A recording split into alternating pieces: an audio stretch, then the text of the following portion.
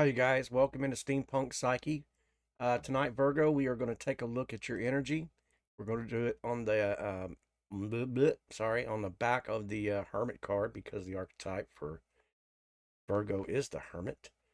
I'm going to shuffle up the cards and we'll see what's taking place in your energy right now. Keep in mind that these are all just energies, and sometimes they might, resonate with you. Sometimes they might not. But we can always learn something from the cards. So keep that in mind. Okay, I have been thinking about the star card for some reason. So let's see here. Got the Eight of Wands in the reverse position, but I've been thinking of the star card, kind of the balance between spirituality and materialism. And I'm wondering if that energy is for Virgo and a tower. Okay.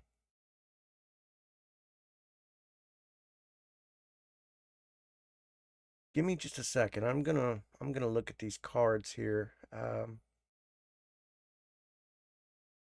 Something is being put off. A tower moment's being put off for some reason.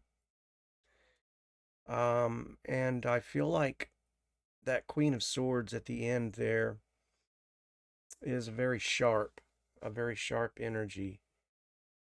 And what I mean is like, the Eight of Wands is an action card. And with the action being reversed and it's dominant, it's in the masculine position. We could, be talking about some fire signs here, but um, and then followed by the Seven of Pentacles in the reversed. So there is something taking place. Perhaps this could be work related, maybe. It's causing you to, you know, be super imbalanced. We've got this manifested tower here, so like I said, this may get a little specific on the reading, but somebody's having a tower moment here. They're manifesting a tower moment, or a tower moment is inevitable here. And it has to do with finances, perhaps. But the Queen of Swords at the end, that grounded energy, she is stern, very wise, very grounded, but um, air sign, meaning communication. So this feels demanding. I'm demanding my information. So maybe somebody's quitting their job, or somebody's looking at their job and going, I'm done with this crap. I'm carrying all the load, because it is followed by the Ten of Wands down here. I'm going to keep shuffling. But that's what it kind of feels like. And that tower seems huge in your mind.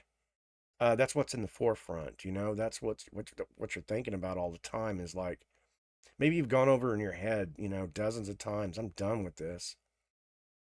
Hmm? Okay. Then it's followed by the Lovers in reversed. Okay. All right. So somebody's putting in the work. The Six of Pentacles also. And there's an imbalance. Well, this channel's about love, life, and relationships, right? And I'm just wondering, with the Seven of Pentacles in the reversed, if and it's in the feminine position here, the passive position. So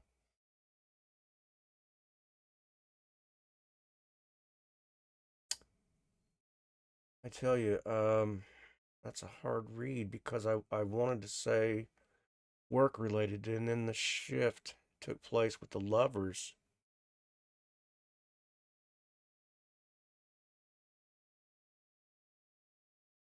Whatever this is, whatever this energy is, it's very, very overbearing.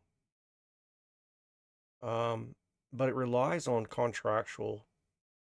With the Six of Pentacles in reversed, there's an imbalance in that when that Pentacle shows up like that in the six, it's no longer a generous type card. It's no longer a giving kind of card, a giving energy. It has turned and soured. Perhaps that relationship soured with this workplace, but it also could mean, since we have the Queen of Swords and then the King of Swords in reversed, a tyrannous, chaotic relationship that took place.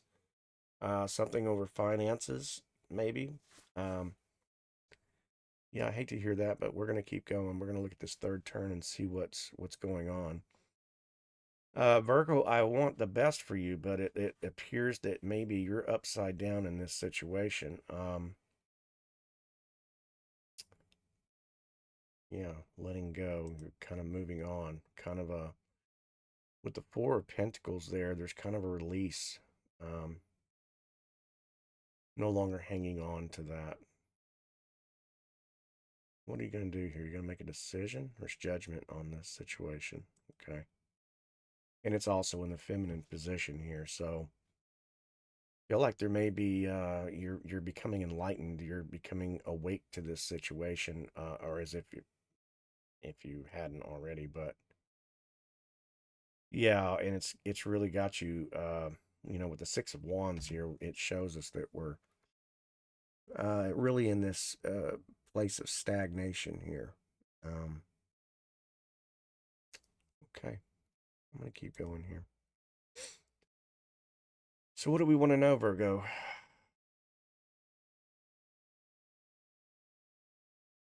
What am I gonna do? Wheel of Fortune and the Sun card. Okay. Well, the Wheel of Fortune talks about the cycles, right? Um, Cycles of life. This is another cycle that you're going through. It's possibly, started off as like a soulmate or a soul contract. That's probably why it hurts so bad, carrying so much weight with it, but ends up karmic. And but there's a new cycle coming because the Sun card has shown up, right? And the Sun is a direct reflection, and it's in a very dominant position here in the masculine position. Happiness, joy, peace. It's loving, kindness, and sincerity.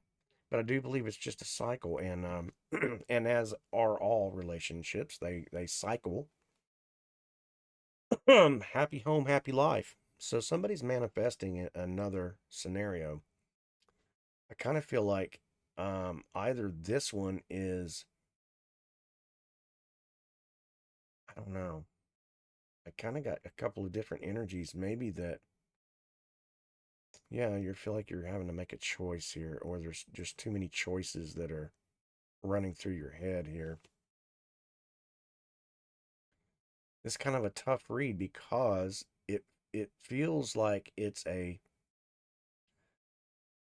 yeah, yeah, you're grounding yourself with reciprocating. You're trying to get that information to go round and round and reciprocate back to you. Three of Pentacles shows up in that grounded fourth position, so you're stabilizing yourself in this. But are you getting it? I mean, we see the King of Swords in the reversed, and we know that's a kind of a chaos, right?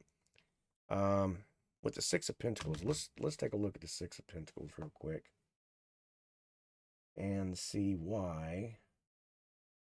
I can find the damn button. Sorry. Let's take a look at the Six of Pentacles. Selfishness, debt, imbalance. So you're maybe, like I said earlier, I said contract. So maybe there was some kind of a contract or something that you got stuck in, and finances, because it showed up pretty heavily right from the get-go, and then followed in with the Six of Pentacles as well, and also in your third turn with the Four of Pentacles. But Four of Pentacles talks about that kind of in the reverse position, it talks about a release, like kind of getting over it and moving forward. We'll take a look at that one too. I believe this is the card. We'll check that out. Yeah. Greed, overspending, same thing. Resistance to change, financial strain, letting go, insecurity. Four of Pentacles. Okay. Well, damn, this sucks. This sucks. I mean, if I was watching this, I'd be like, nope, I'm out of here. I don't want to hear this. Right. But the cards are what they are. But it looks like in this fourth turn, the fourth turn over here represents stability, what you're going to stabilize yourself into, which means you're moving into a beautiful position. It just means you've got some choices to make. You've got the Seven of Cups over here, and cups are also emotions and also obviously a lot of choices that need to be made. And it sounds like it's through these finances, contractual type. It could be marriage, could be relationship, could be, you went in with a partner in a business. The lovers does not necessarily have to mean a relationship with, another person, but seeing that we have the King of Swords, and the Queen of Swords, both in the fourth positions of each of these turns, I'm saying definitely relationship that is in turmoil. And so something new shows up, right? You've got this Wheel of Fortune over here in the third position, meaning a manifesting side anyway, it being the third side. So that it feels like to me there's a new relationship coming in for you. I mean, that's about as positive as I can get for you. I feel like you're done. You know what? Actually, I want to see some more here. I gotta know. I want to see the Ten of Swords. I want to see the Death card. There we go. There it is, Unchained. Sweet. I couldn't have done that any better. That was beautiful. Yeah, you're done. You're moving on, and there you go. You got an offering coming in. So let me stop right here and try to tell you something. If you'll face this tower right here instead of running away from it, go ahead and let it all crumble to the ground, because this card and this card right here proves that it wasn't built on a great foundation. Okay. And like I said, it could be it could be finances wise. There's a couple different energies in here with that, but with the Knight of Cups offering, we know, right? The Knight of Cups is there, and it's in the feminine position too. So I feel like somebody's really got their eye on you. Like, I'm jumping on this because I know a good thing when I see a good thing. That may sound a little petty and materialistic, and I don't mean that, but you can tell a good man when you see him, and you can and tell a good woman when you see them. You feel it in your heart, and I feel like with the Sun card, and then immediately following by the Ten of Cups, that this is somebody you've been thinking about a lot, and you can see yourself having a family with this person. You see yourself starting a life or a relationship. So the advice to you would be this Seven of Cups. You have some choices to make, and I feel like you've really with the manifested Wheel of Fortune, it's a new cycle, a beginning and an ending of a cycle.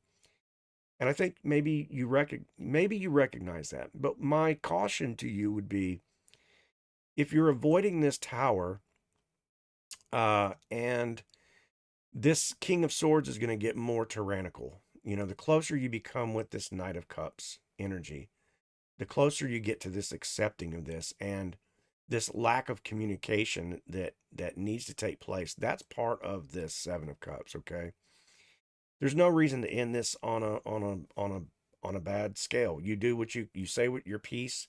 You stick to what you know. You say how you feel, and you don't allow love bombing, and you don't allow any of that, because it's come to the point where you're done. With the Devil in reverse, you've unchained, right? The devil in the upright talks about what we're chained to.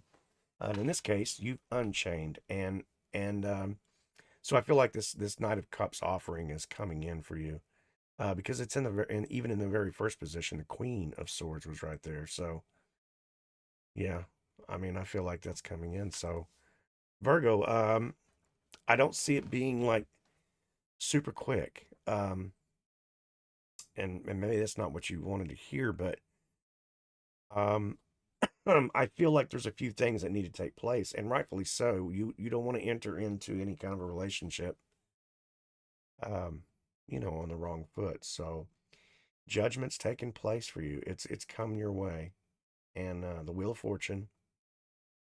So the Lovers is going to be turned upright, by this. Um, so I like it. That's a good read. That's really good. Um, I wish I had some, other kind of wonderful thing, but I think I just want to leave it on this good note.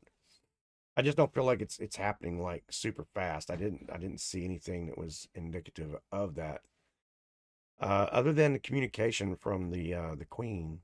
But I feel like I said, from right from the get-go, I felt like this was a stern energy saying there's a decision being made, and I'm sticking to it because the queen don't play around, you know. So yeah, instead of stick to your guns, stick to your swords, queen. Go be that queen. Do it. But take care of your seven of cups, right? A lot of choices, you need to make. Just get your ducks in a row, present them, and let it be that, and that's it. You know, it's a karmic relationship. And some people have to mature up and grow up and realize that it's all about healing. It's a process that everybody goes through. We all go through these types of things. Even in marriages, um, we have to deal with our own, uh, pasts together. And sometimes those energies, they just clash. And when it becomes no longer serving a person to be in a relationship it's maybe on the outs or something like that. Sometimes people hang on just for a loyalty type scenario, and there's no loyalty in that. That's not loyalty at all. That's actually degrading your own beautiful energy. So um, congratulations, Virgo. Anyway, I hope you liked the reading. If you did, let me know, and I hope to see you on the next one. Okay. All right. Bye.